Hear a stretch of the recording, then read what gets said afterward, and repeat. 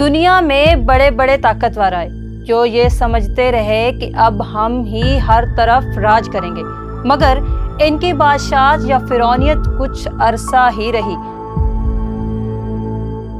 دنیا کے نقشے پر جب پاکستان استوار ہوا تو یہاں پہ بھی لوگوں نے خود کو طاقتور ثابت کرنے کے لیے بے حد کوششیں کی۔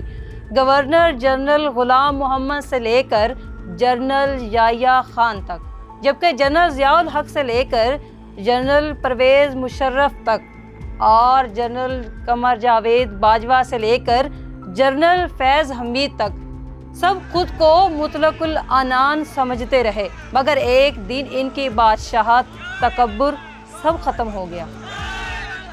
ایک زمانہ گزرا جب ایک جنرل اپنے عہدے کے بل بوتے پر اپنے لیے جائز اور ناجائز سب کرتا رہا۔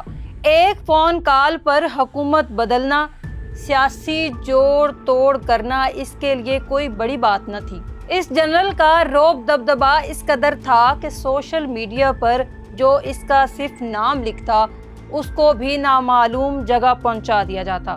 یوں ایک جملہ دہرایا جانے لگا کہ جب کسی گھر میں بچہ سوتا نہیں تھا تو ماں کہتی تھی، بیٹا سو جاؤ، تیری آواز فیض حمید نہ سن لے۔ ISPR کے مطابق جنرل فیض حمید کو کل فوجی تحویل میں لے لیا گیا۔ فیض حمید پر سیاست میں مداخلت اور فوجی ڈسپلن کی خلاف ورزی، کرپشن جیسے الزامات لگائے گئے۔ فیض حمید کو گرفتار کیوں کیا گیا؟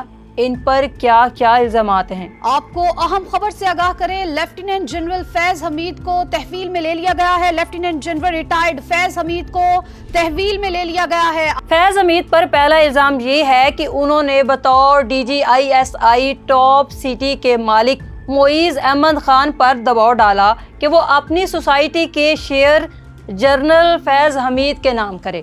انکار کرنے پر معیز احمد کے گھر غیر قانونی طور پر چھاپا مارا گیا۔ معیز احمد کے مطابق ایک بریگیڈیئر نے میرے بیٹے کے منہ پر اپنا بوٹ رکھ دیا اور کہا کہ باپ سے کہو جو کہتے ہیں وہ کرو ورنہ سب جائے گا۔ میرے گھر سے ISI کے لوگ سونا، ہیرے، نقدی، ہاؤسنگ سوسائٹی کے اہم ڈاکومنٹس بھی اپنے ساتھ لے گئے۔ معیز نے ایک درخواست نومبر 2023 کو سپریم کورٹ میں جمع کروائی۔ اس کیس کی سماعت چیف جسٹس قاضی فائز عیسیٰ، جسٹس اطہر من اللہ اور جسٹس امین الدین نے کی۔ معزز عدالت نے یہ حکم دیا کہ یہ درخواست وزارت دفاع کو بھیجی جائے۔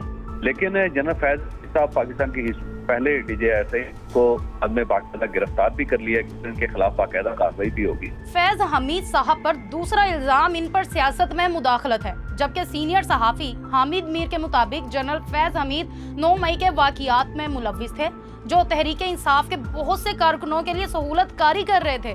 9 مئی کی وجہ سے تحریک انصاف ٹوٹ گئی۔ عمران خان صاحب کو گرفتار کر لیا گیا۔ موجودہ فوجی قیادت 9 مئی کو بغاوت سے تشبیہ دیتی ہے۔ تحریک انصاف کے درجنوں رہنما 9 مئی پر معافی اور سیاست سے مکمل طور پر کنارہ کشی اختیار کر چکے ہیں۔ سینئر صحافیوں کے مطابق جنرل فیض حمید کی گرفتاری سے عمران خان کے لیے اور بھی مشکلات بڑھ سکتی ہیں۔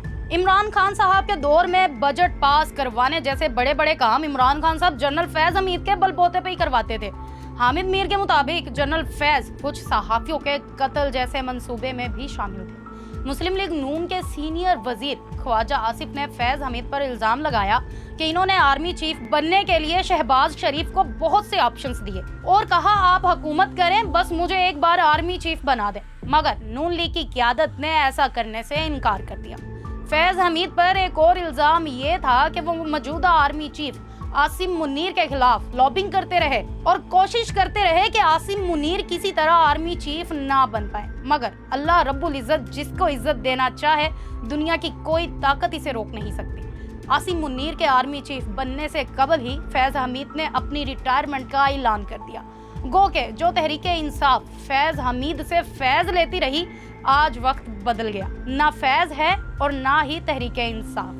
عمران خان بھی جیل کی کال کوٹری میں قید ہے، جبکہ فیض حمید بھی تحویل میں لے لیے گئے ہیں۔